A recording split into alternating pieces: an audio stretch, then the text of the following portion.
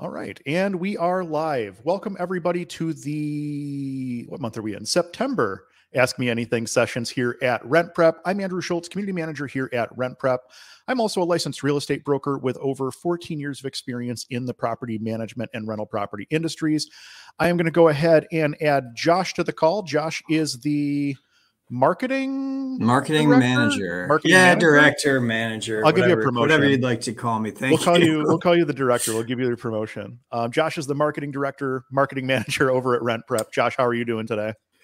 I am good, Andrew. And as I was just talking to you about, I'm back in Buffalo. I was in San Antonio for the first time ever in 100-degree weather with high 80s to 90s humidity. So that just sounds miserable. Sounds so hot.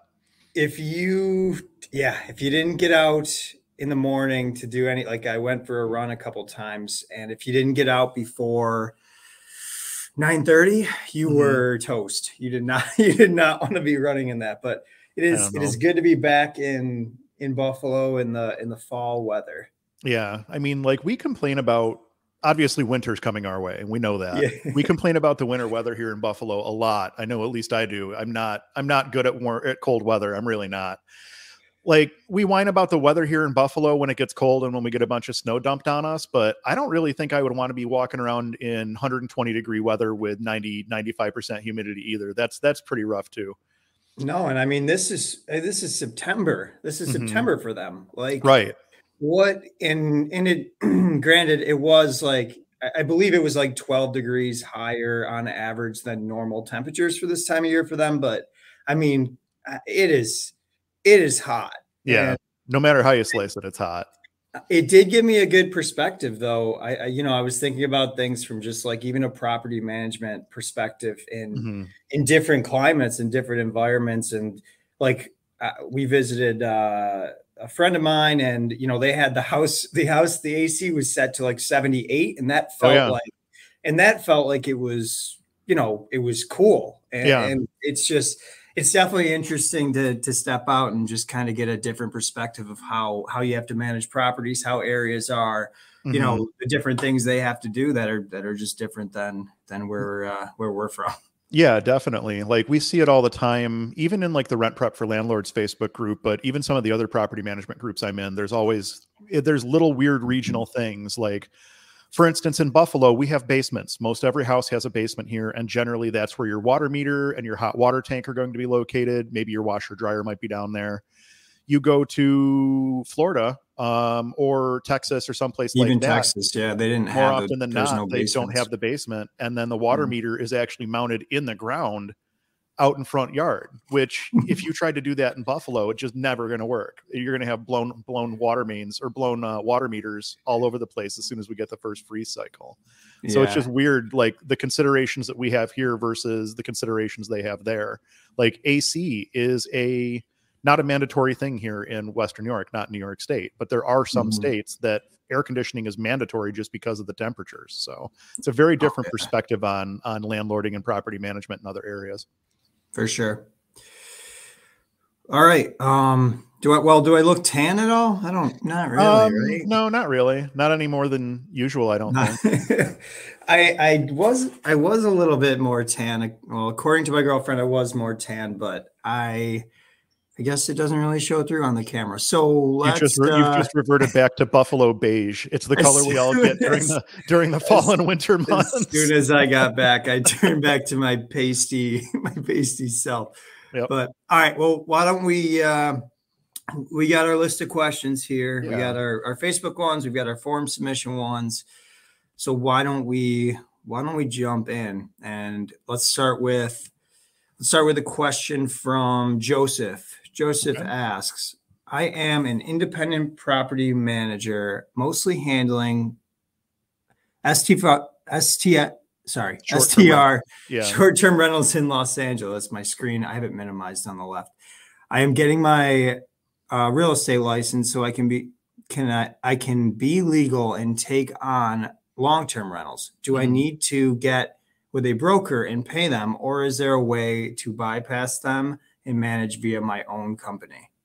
So I don't know what the rules are in California. I can tell you that in the state of New York, you cannot go from no license to fully licensed broker without having substantial experience, like a couple years, actually probably more than a couple years of experience. I'd have to look at the licensing guidelines to really know. But generally the progression here in New York is unlicensed to salesperson and then salesperson to broker. And that's usually a couple year progression. And it's based off of some different criteria. I'm not going to get into it. It's kind of getting into the weeds on it.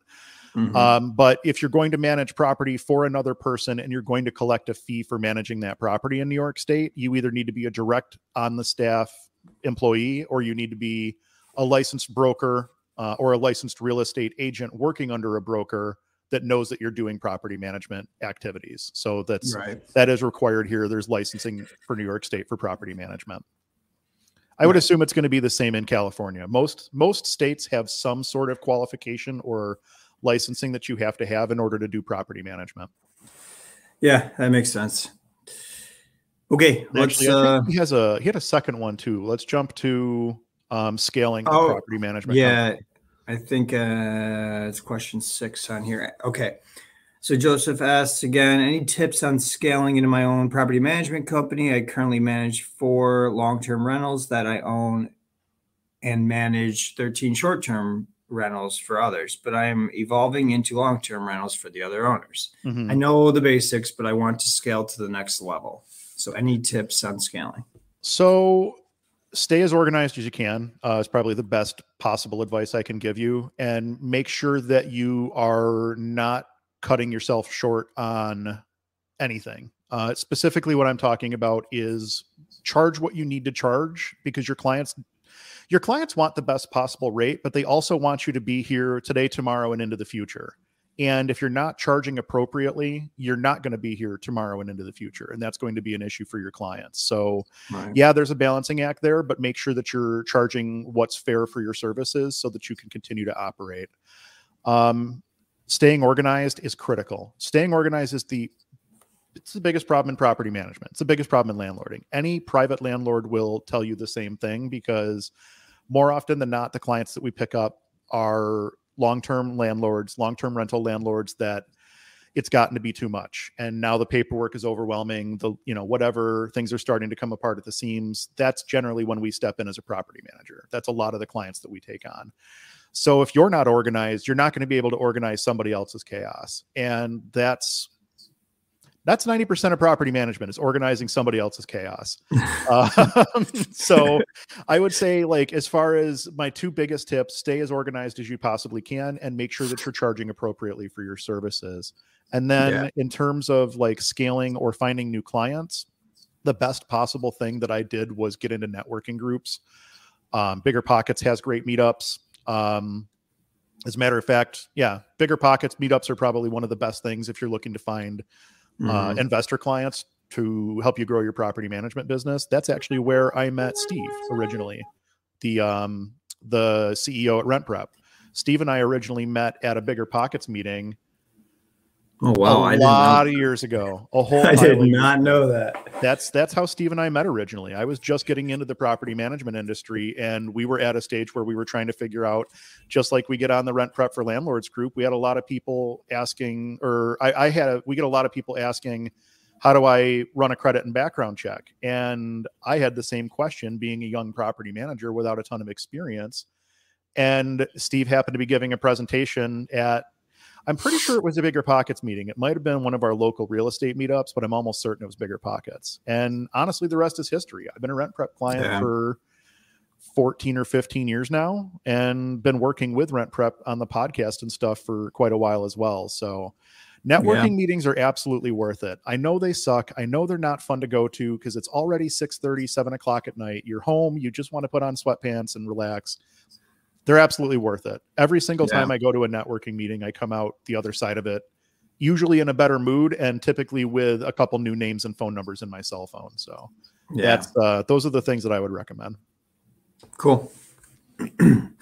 Okay, let's mix it up. Let's do a Facebook question. Let's do this one from Michaela. Question: I have a new tenant that wants to move in October 20th. So when does the lease start then? Will it go 20th to the 19th of the next month? I'm confused as well. I'm planning to ask for prorated rent for October, only 1/3 of the rent deposit and the full rent for November. Please advise that you would do what you would do in the same situation. My rental is located in Chicago, Illinois. So she's prorating October because October is not full. Then wouldn't technically the lease for November start on the 1st of November if she's only going to charge a prorated rent from October for the rest of October? I feel like she might be tripping that up a little bit. What we do in our office, and you got to check your state law because sometimes there'll be a state law on something like this. But the way that we do it in our office is, for instance, if we have someone that moves in the middle of September, like September 15th, we write the lease from September 15th, 2023 through September 30th. Are there 30 or 31 days? 30 days in September. So we'll write the lease through September 30th of September 2024. So it's actually like 12.5-month lease. Right. And again, that's where I say sometimes you need to check your state laws because you might not be able to do a 12.5. You may have to round it down to 11.5. It just depends on what the rules are in your state. And then typically we will collect the prorated amount and the first full month at the same time. So if someone's moving in the 15th of the month, we're going to collect that half month and their full first month's rent, their actual full first month's rent. So that prorated September and all of October, as well as the security deposit prior to someone moving in. Got it. Yeah. There are different ways to do that though. I mean, some people will write it from the 20th to the 19th of October the following year. It just depends on how you want to write it. My preference is always to have end dates be the last day of a month. Yeah. What if you just add like an addendum into the lease that says, oh, during the period of October 20th to November 1st, they're paying this amount, and then the rest, each following month, preceding month you'll pay this amount. I don't know, that's probably the hardest way to do it, but it's doable that way though. Like you can do it. Yeah. We just throw it right in the last paragraph of our lease is a text box that we can type into for additional terms and conditions. We would probably just list the prorated rent for the first, for the half month in that box. And then, honestly, as long as the math's out at the end of the day, most people don't typically care that deeply about it. And as long as your tenant has what they need to be able to go online to call their utility companies and establish whatever they need to for utilities, which is going to be a lease with their name and the address and the start date on it, then you should be in good shape. Yeah. I've had, I know for a few times I've moved in, there was still kind of construction going on. So they allowed us to live in the property, but they ended up prorating the first month when the construction was still taking place, just as like a courtesy kind of, hey, like we're going to be coming and going. Like we know you need to be in there. This was back in college too. So I'm sure it was more consistent with the fact that school was starting and like you have a place to live and you were told this date, but then there's still going to be construction. So I've had a nice situation. Yeah, that it wasn't great, but they made it work. College student rentals are like that though. Like you have to hit that move-in deadline no matter what. And sometimes there's just not enough hands to go around when you're trying to get all these units cleaned up and painted and ready for new students to move in and stuff like that. So I can understand that. Like we obviously try to avoid having people move in until a unit is 100% ready, but there's also, I mean, like clockwork, within a few days of someone moving in, they're always going to come in and find a couple little things that need to be addressed. And we know it happens pretty much every move in. We expect it. And at the end of the day, like we can go through and test every light switch and light fixture and every faucet and the garbage disposal and the appliances and everything else. More than likely, somebody's still going to find something that's not quite right because they're physically living in the space 24/7. You're not there. You're flipping switches in and out, on your way out the door as you're doing work or whatever. They're going to find little things along the way. So that's just kind of something that we've come to expect. Yeah, that makes sense. Okay. Back to form submission question. Okay. Let's do, Question from Theo. Would you recommend having tenants have their own rental insurance? Yeah, whenever possible. This is going to be another one where you've got to check your state laws. Some states will not allow you to mandate that a tenant has renter's insurance. And in those states, obviously, you can't mandate it. The way our lease is written, I believe, is that we require tenants to have renter's insurance as well as name us as an additional insured on the policy. But New York State is one of those states where you can't require it. So it's one of those lease clauses that largely it's in there. Like, we want our tenants to have renter's insurance, but ultimately it's up to them to get that coverage and do what they need to do to get the coverage. I hate seeing it when tenants don't have it, because almost inevitably something's going to happen, and it always seems to impact the tenants that didn't spend that money on the renter's insurance, which sucks. But we've dealt with it before where we told tenants, like, listen, if you had renter's insurance, you would be covered right now, but because you don't, you're responsible for this damage or this, whatever. And it doesn't have to be on purpose. Like, we've had tenants accidentally overflow a kitchen sink, starting a sink full of dishes, and then walk out of the room to grab the baby that's crying. Now the sink is overflowing and you've damaged the apartment below you. I understand it's an accident, but you're still responsible for the repair. So renter's insurance is always a good idea. There's a business idea for you. You should link up with a renter insurance broker and take a nice affiliate cut for recommending a provider. Oh, believe it or not, our management software is already doing that on our behalf, but that's another story for another day. We're going to be looking at different management softwares, because it's gotten to the point where the software that we're currently using is they're marketing to not only to us, they're marketing to our tenants in the form of renter's insurance and some other stuff. Yeah. And now they're marketing to our clients as well. And I'm like, we're done here. We're done. I'm done. I don't want you interfering in my business. I don't want you contacting my clients or my tenants ever. That's not your job. Stay out of my business. Like, it's overreach at some point. That is not a good situation. Yeah, it's crazy. I'm not going to mention the name of the company here, but I mean, it's not hard to figure out who we use. Just bad business. Yeah, no, that's a pretty quick way to lose customers. They've been making a lot of moves in the last year or so that have me concerned and have me looking elsewhere for my software needs. Not to mention, like, and I know this is a diversion, but like, talking about property management softwares and scaling and growing, we don't use just one software in our company. We use probably a combination of 10 different pieces of software, each one doing some aspect of the business. And making all of those things talk to each other is a nightmare. And our management software is the worst. It won't talk to anything practically. So that's the main reason we're looking to go, is simply because we want to start automating a lot of different things in our business, and we can't do it on our current platform. Yeah, no, believe me, I see that stuff just working for RentPrep and seeing what the competitors have and the different platforms. So for sure. Okay. I feel like this one kind of ties right into what we were talking about, at least with Joseph's question a couple minutes ago. Why don't we do this question from Bird?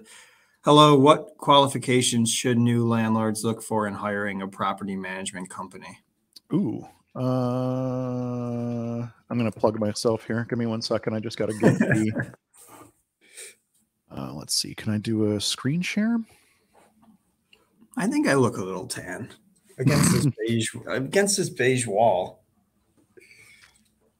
Let's see here. Window. Tan. This window. Enough.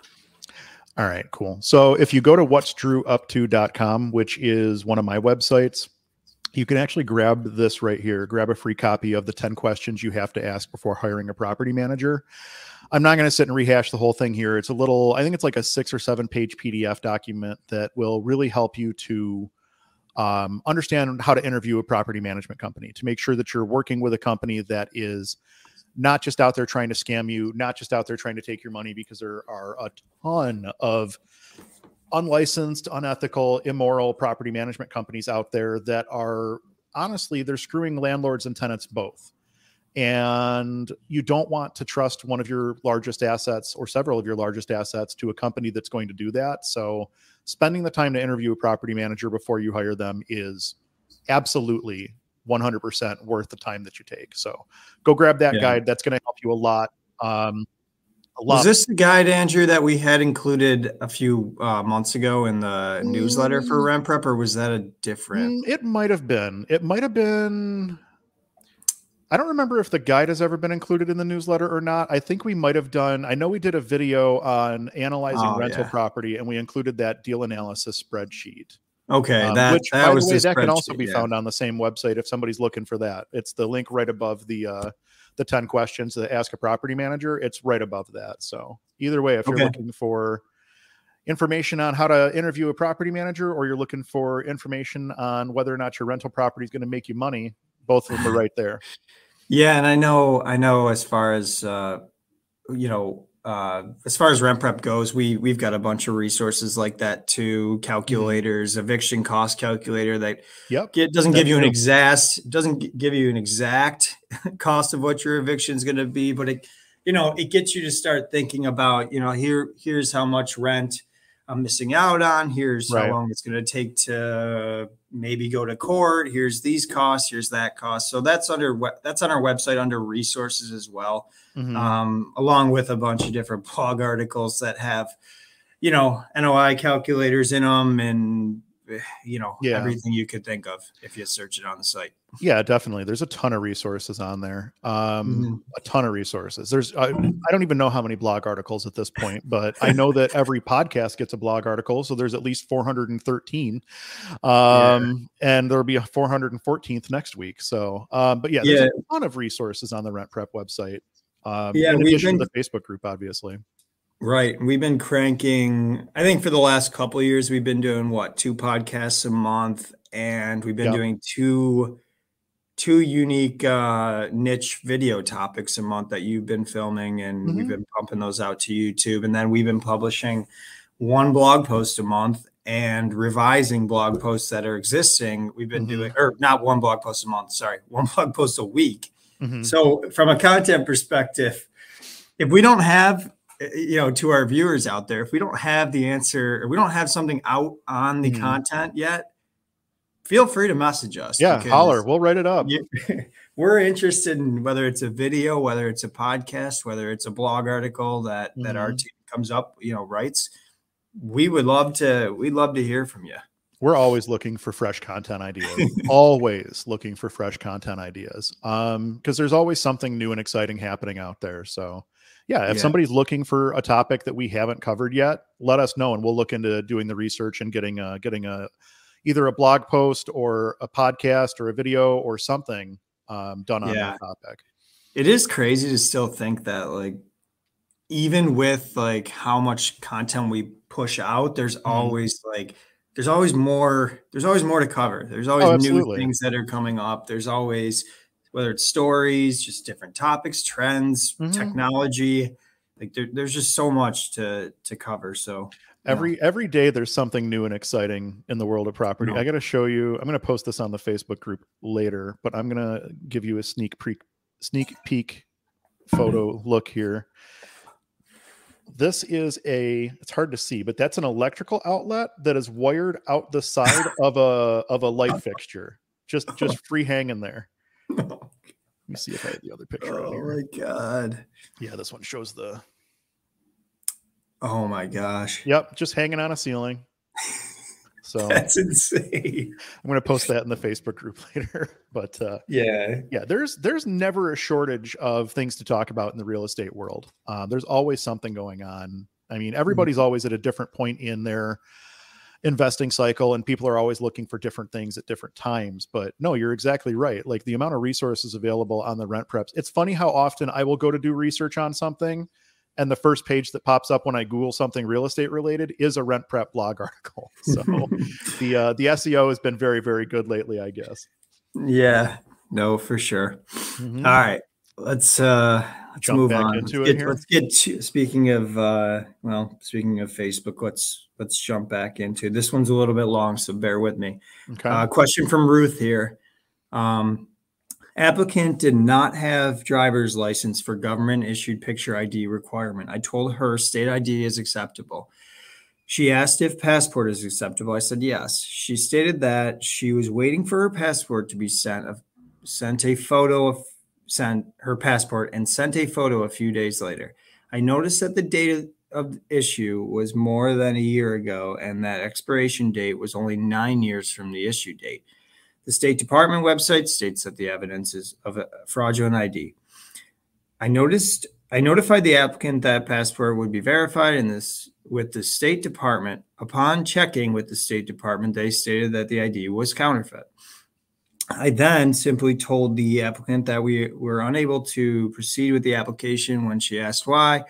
I did not respond, thinking she would obviously know that her ID was counterfeit. And then several days went by and she asked again. So Ruth is asking, do I simply not respond or tell her that the State Department said that the passport was counterfeit, but will not pursue a criminal investigation at this time? I don't want someone to be vindictive. Yeah. And I'm pulling up an adverse action notice here just so that I can throw it up on the screen. Beautiful. This has the old address for, oh no, you guys are on Como Park now, right? Yeah. That is the new address. I was just looking at it and thought that we had the wrong address for you guys on here. No, so our policy is once an applicant is denied, we send an adverse action letter, regardless of whether or not that tenant had a credit and background check run with us. Make sure I'm sharing the right window. So we just issue out a simple adverse action letter. The tenant's name and current address goes there. The date goes there. The tenant's name goes there.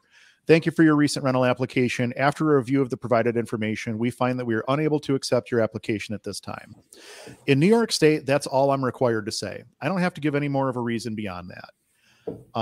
Beyond that, if checked, this decision was based in whole or in part on the information provided to us in a consumer report or investigative consumer report prepared for us by a consumer reporting agency, blah, blah, blah, blah, blah. That's RentPrep.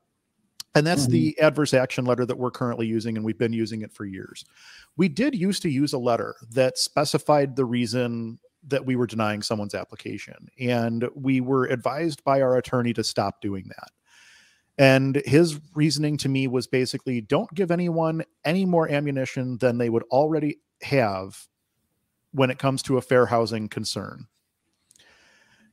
You're denying an application because they provided you with fake documentation. It's not a fair housing issue. They provided fake documentation, and that's absolutely a valid reason to deny. You're being lied to. It's a valid reason to deny a rental application. That said, I've never had a conversation with someone after telling them that they were denied for an application where they didn't immediately try to justify this, that, and the other thing. So we just don't have those conversations anymore. We mail the adverse action letter out to everyone who gets a denial, whether we ran the credit and background or not.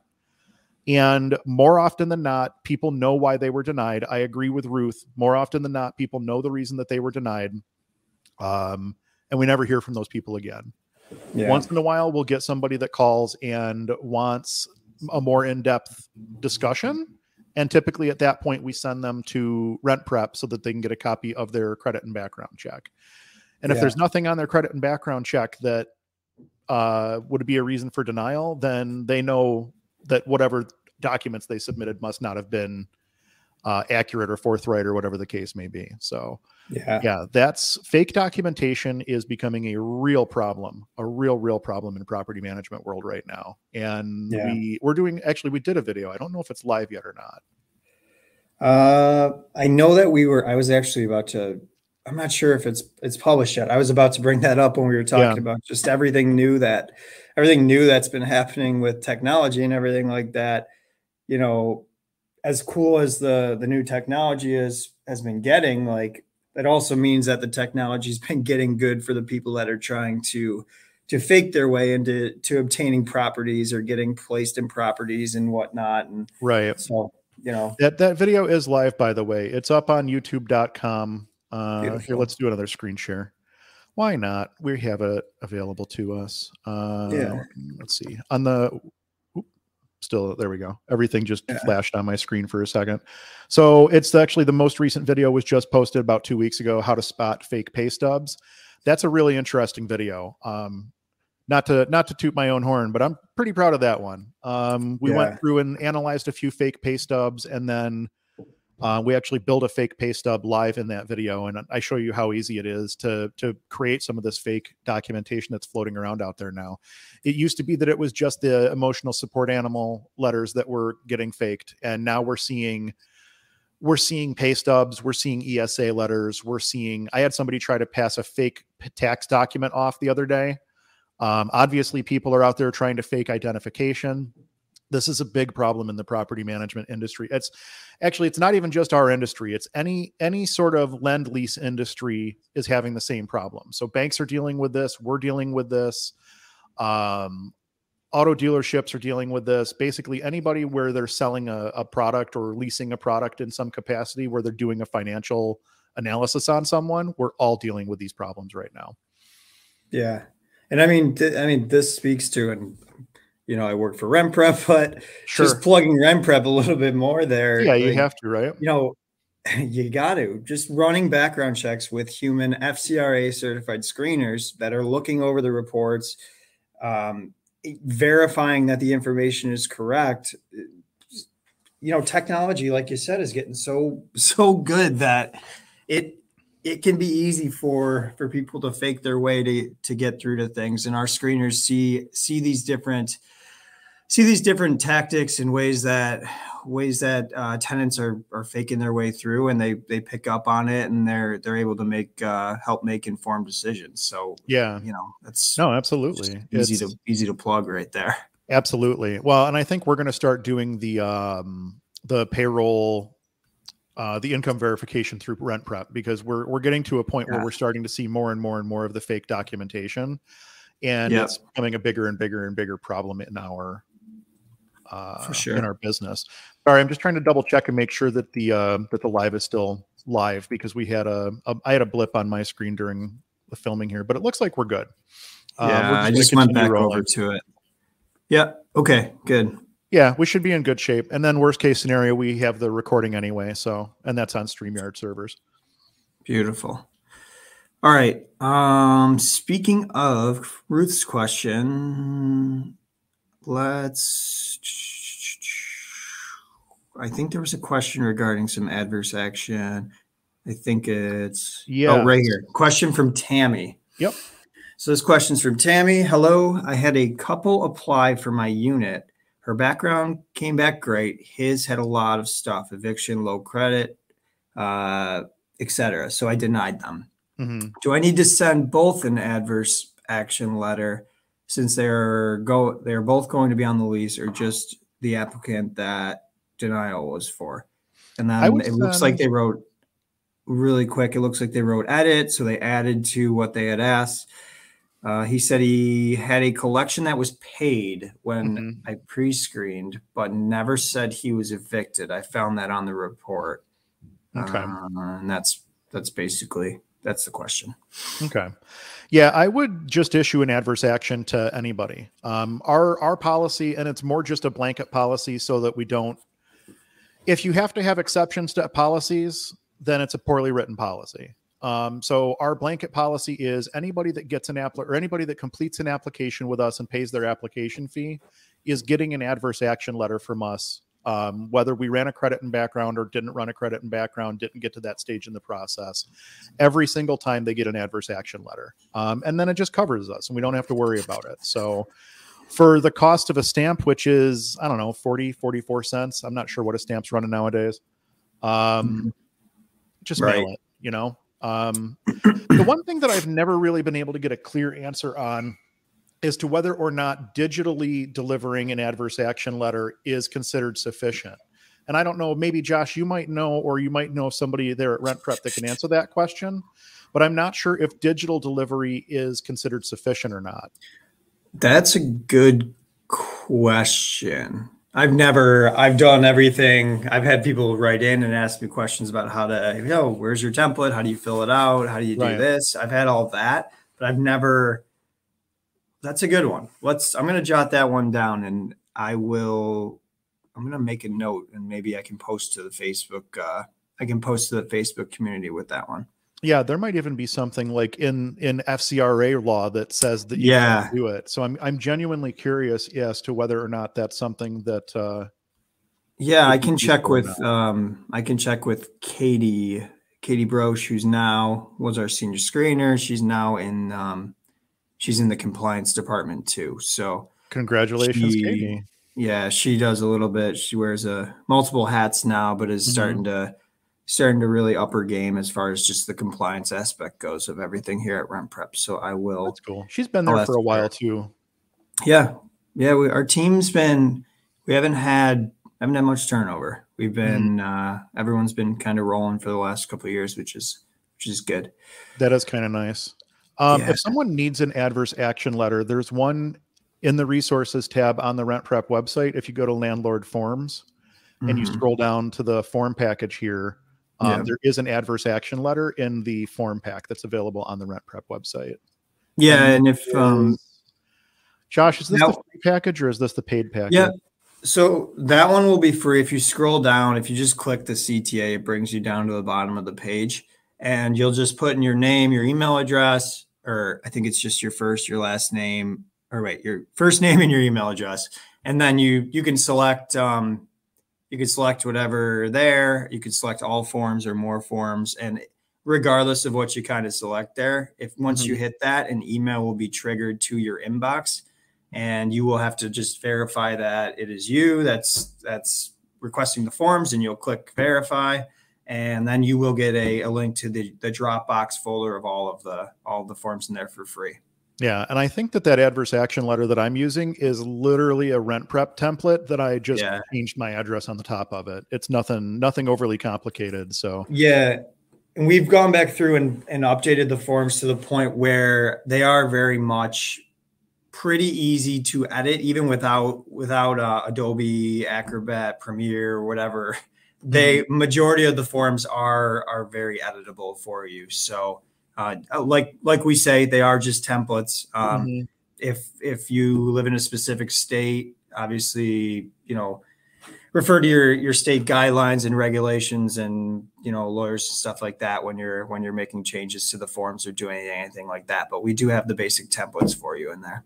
Yeah. Well, and it's worth noting, like if you're going to download any sort of a legal form from the internet, but be it a lease or an adverse action form or whatever, you should have a competent attorney that understands landlord tenant law in your state review it to make sure that it's compliant. And keep in mind that landlord tenant law moves. It's not a fixed thing. Like laws are changing, and especially now in the 2020s and onward, I'm seeing a lot of legislative updates in the last few years. So just because something was legal last time you rented out an apartment does not necessarily mean it's legal the next time you rent out the apartment. So that's worth noting, is making sure that you review your documents from time to time to make sure that they're still compliant with whatever the rules are in your area. Oh yeah, for sure. For sure. Okay. Let's bounce back to form submission.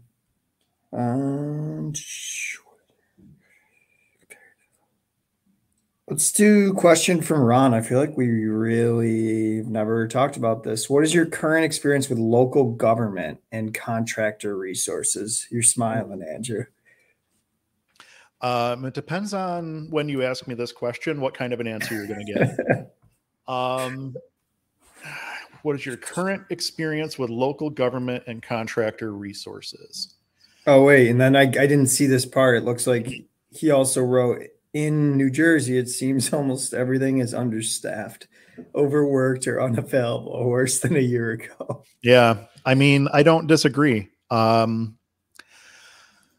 have to parse this because it's an active situation we're dealing on, and I can't say too awful much. But I have an inspection coming up with a City of Buffalo inspector that was supposed to take place pre-COVID, and they're so short-staffed that they're just getting back to us to do that inspection now. You're kidding.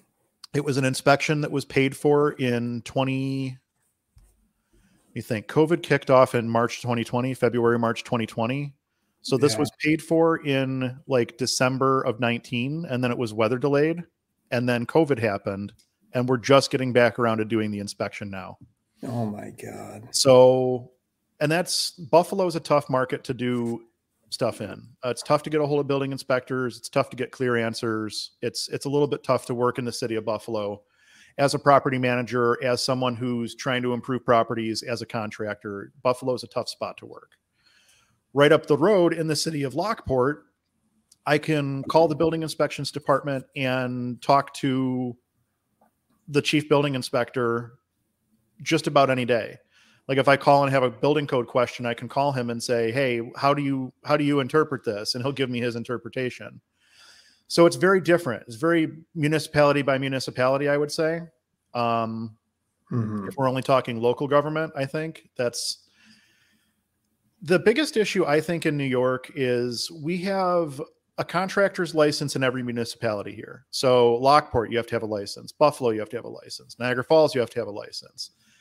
You have to buy all these licenses for all these different municipalities, and they're anywhere between $250 and $500 a piece for the most part. So you get feed to death on your licensing and your permits and stuff like that. New Jersey, on the other hand, has one state contractor's license. So once you are a contractor in New Jersey, you're a contractor in New Jersey. You're not a contractor in Elizabeth, New Jersey. And then when you go to Newark, New Jersey, you need a new license, versus here, that's exactly how it is. Lockport's different than Buffalo, different than the Falls, different than North Tonawanda. And it just makes it a lot more difficult to do business in this state as a whole, in my opinion.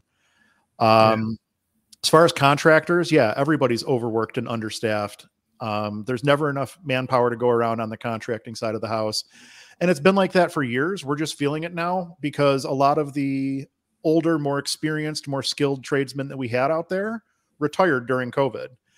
They picked up their tools and said, I'm done. I'm going home. You guys can play in the play box. And we lost a lot of knowledge and we lost a lot of experience during that time frame. And I don't know.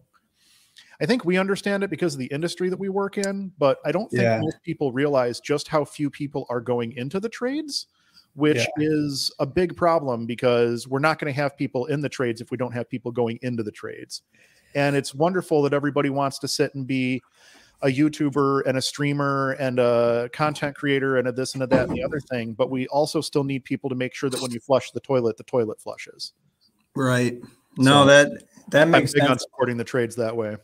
Yeah. Also, and you can correct me if I'm wrong, but during COVID too, I feel like a lot of projects that maybe were going to be executed just got completely put on hold. So not only did you have contractors retiring, the older contractors saying, hey, I don't even want to deal with this. It's not worth the risk. Like I feel like people, landlords and different, property managers were putting stuff on hold and waiting for COVID to finish for the projects to get done. Yeah. And then you come out of it and where's the labor's down, right? The resources are down to do the job, and then the projects are up.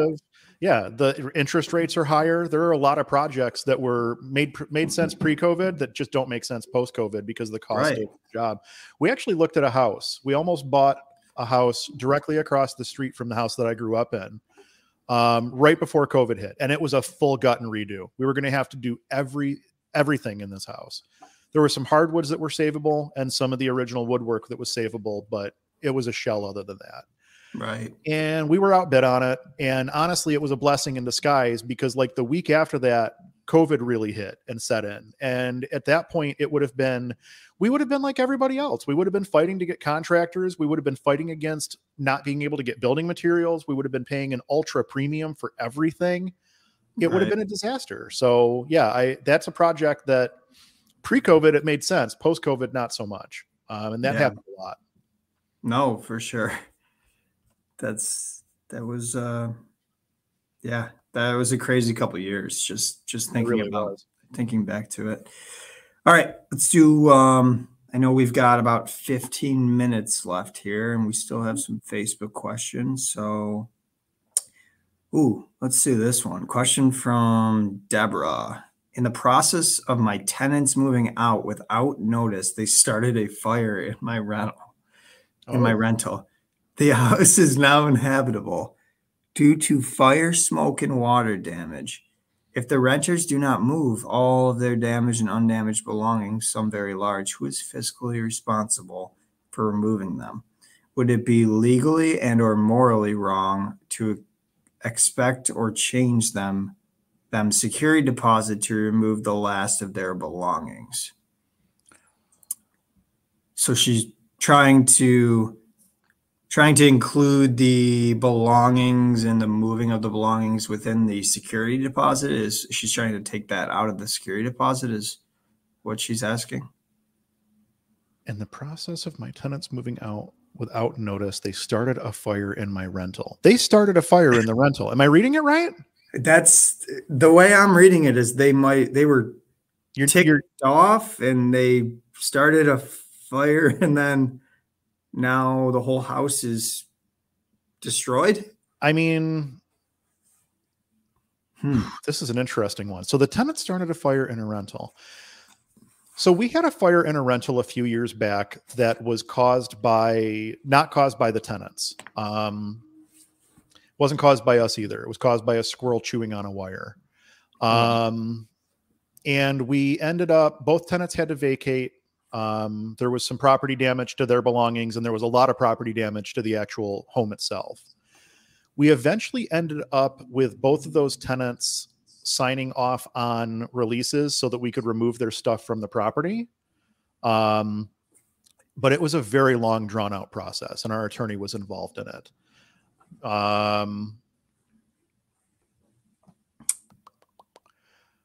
The process. I mean, if they started the fire, I can't imagine any scenario where they're getting any amount of their security deposit back. I'm hoping that they have renter's insurance that you can go after. But as far as who's fiscally responsible for removing their stuff, if their stuff is damaged beyond repair and they're refusing to remove it, I would think that at some point the stuff would just be considered abandoned and you could throw it out because they're no longer a tenant. So like, I understand that that's still their stuff, but it sounds like they're abandoning their stuff.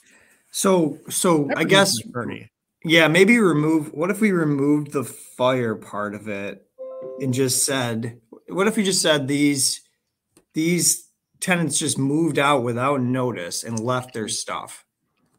Okay. Can Deborah deduct the cost of moving the goods?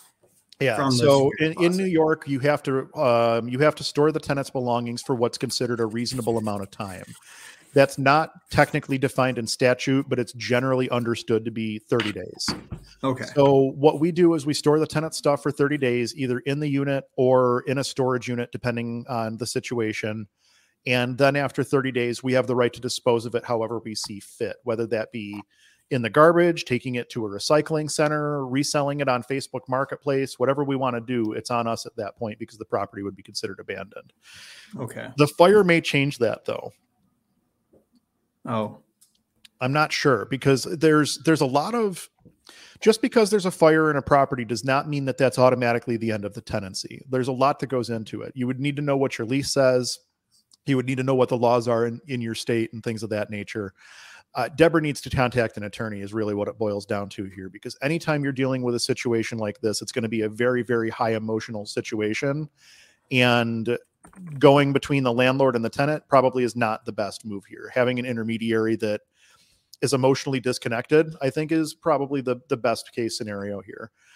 Removing the fire from the scenario altogether, though, yeah, you would definitely be able to remove the tenant's belongings from the property once they're considered abandoned. You would just need to know what is considered abandoned in your state. Yeah, this is a funky one. I wish we had Deborah on here to give us some insight, because the fact that it seems like they just started a fire and then left the property, I don't just really threw a lit match and a can of gas on the way out the door, or what? Yeah, I don't know the whole story, but all right. I think those were a couple good answers. I mean, that's all we can do.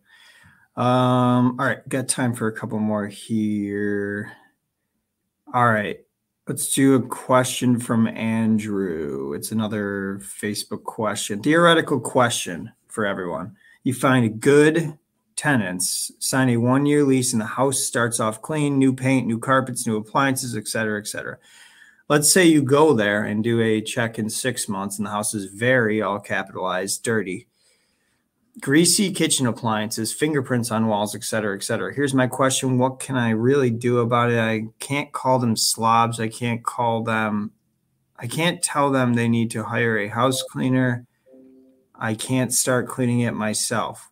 What do you do about it other than not renew the lease as it runs out? So doesn't seem like really a hypothetical question. This really seems like something that actually happened. This sounds like it might be happening.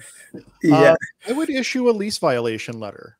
So we have in our lease that, good housekeeping is expected of everyone, and you have to clean up after yourselves, and the house needs to be free of noxious odors and smells and free of debris. Like, you can't have just piled up garbage sitting around and stuff like that, because obviously that leads to health and safety concerns and vermin and stuff like that.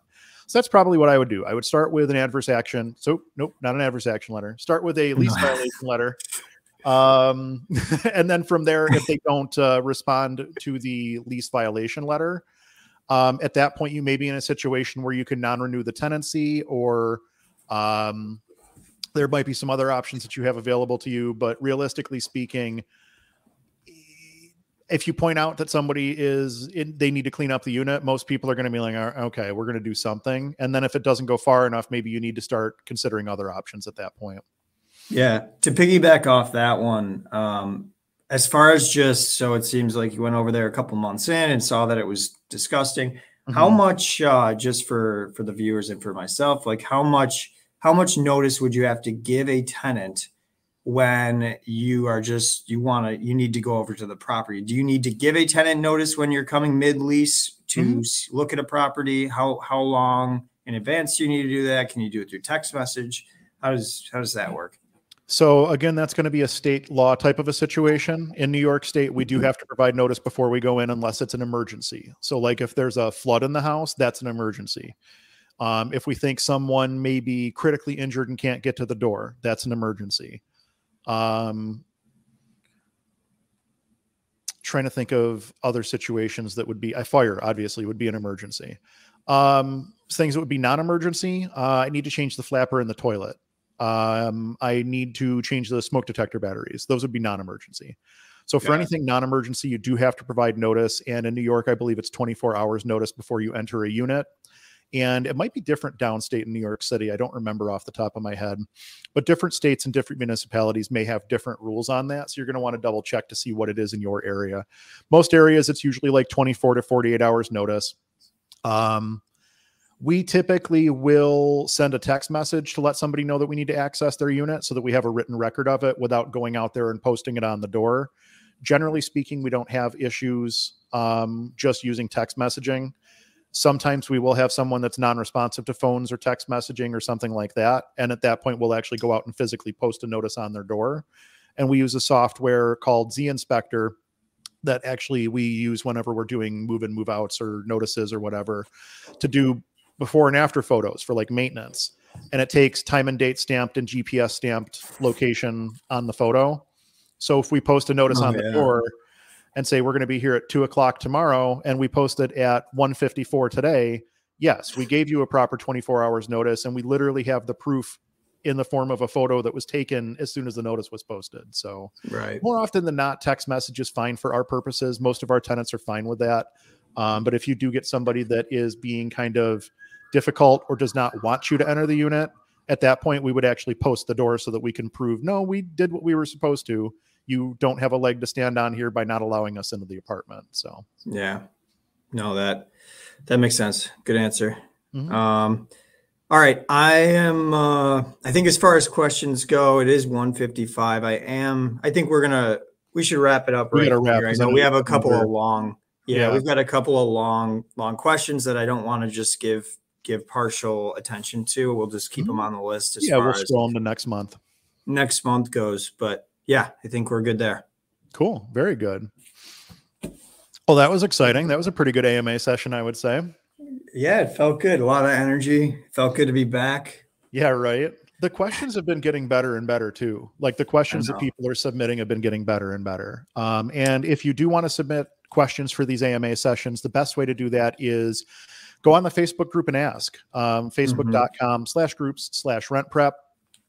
You can join it's I think over 13,000 people in the Facebook group now. We're very close. I think we're at 13,997. We're very close to 14,000. Yeah. That's pretty exciting. So there's a lot of resources, even in that group. We talk about the website, but even in that group, there's 14,000 people that are all there looking to help. So ask your question there. You'll probably get responses well before you get on the podcast or on the videos or anything like that.